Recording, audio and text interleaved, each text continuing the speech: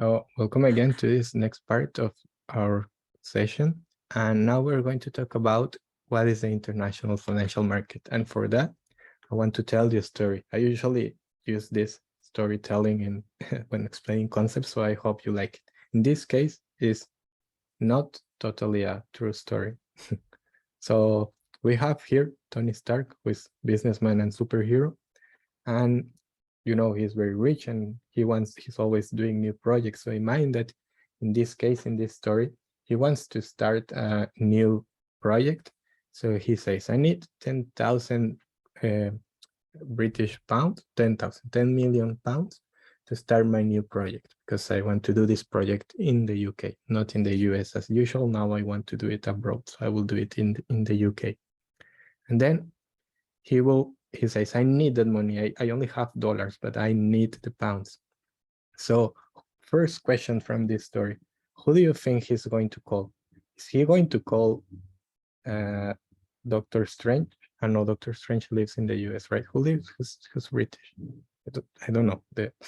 Well, will he call a British friend or British bank or the British government? Who do you think he will call? Or is it that he will call a local bank or the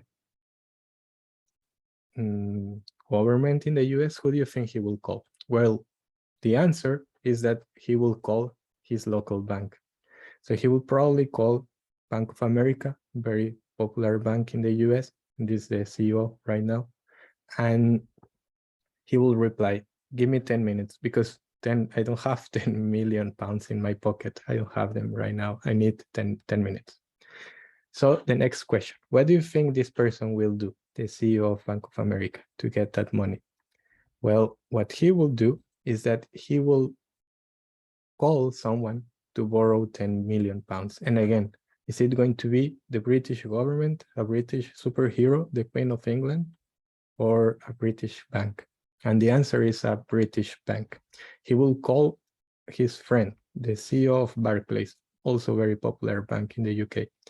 And he will say, yes, I can lend you 10 million pounds and I will charge you 0.5%. So here, something very important happens. And we also need to learn that if an individual, if a firm needs money, they need to contact their local bank first, their local private bank. That's what happens all the time. They need to contact the local bank. Usually the local bank doesn't have that much money, that much foreign currency in their own pockets. They need to borrow that money from someone else, and they will have to contact the private bank in the other country. This is what happens all the time.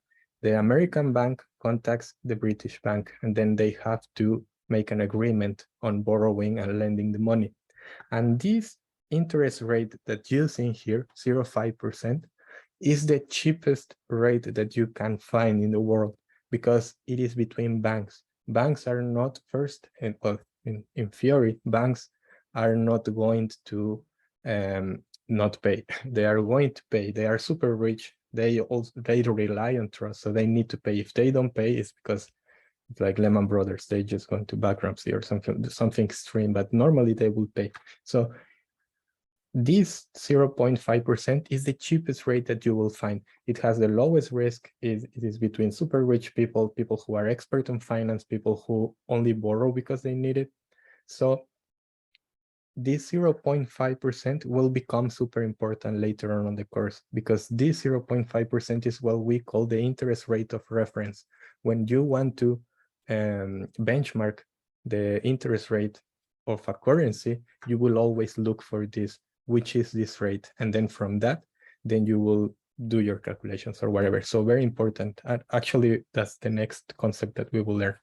And finally, the end of this story is that this guy, the CEO of Bank of America, goes back with Tony Stark, and then he gives him the money, but he will probably say, I will charge you 1%, not 0.5, because that's the business, right?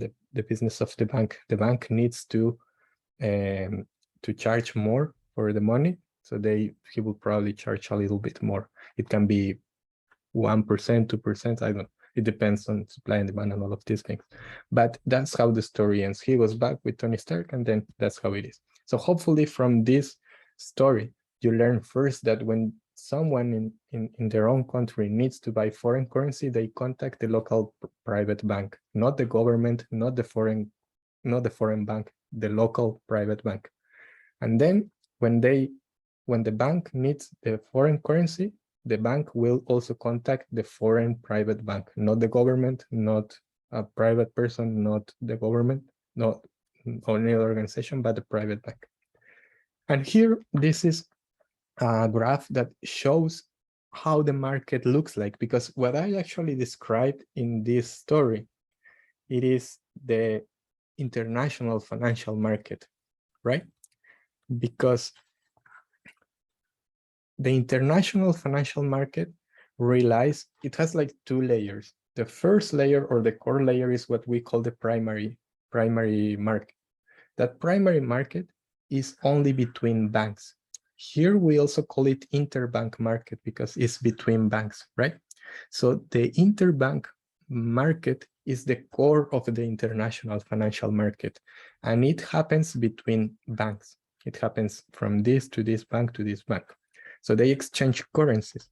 And why do they exchange currencies? Well, it is because someone over here, private debt, an individual needed a loan, right? So like in that case, Tony Stark needed money. So the bank had to contact the other bank and then do this transaction. And then from here on, this second layer of the market is called the secondary market, or also the wholesale market for everyone to buy, right? And sorry, retail market. I'm messing up the concepts. Retail market because it's for retail sales for individuals, right? That's one type of participant. I think later on, I think it's on the next week, I think we talk about the participants on more detail. But as you can see, it's not only individuals, it is also firms, right? Like firms can have debt or equity if they need it, or public debt from governments or institution, or also central banks, like central banks in like Mexican Central Bank. That's also something very important.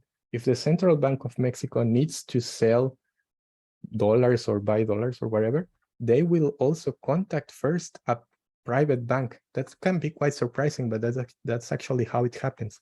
So if the government of Mexico wants to sell pesos to the government of the US, they need to do it through two private banks. So maybe, again, that's why I like to have this class, because we clarify a few things. And then you also have more complicated corporate liabilities like mortgage loan or corporate bond. So a little bit more of companies, a little bit about people, normal people, individuals, and also a little bit about the government. So anyone else who is not a bank is on the secondary market or retail market. And if you are a private bank, then you are part of the interbank or primary market. So now we're done with this second concept, the international financial market. And in the next video, we're going to talk about that rate that we just talked about, the one that's very important.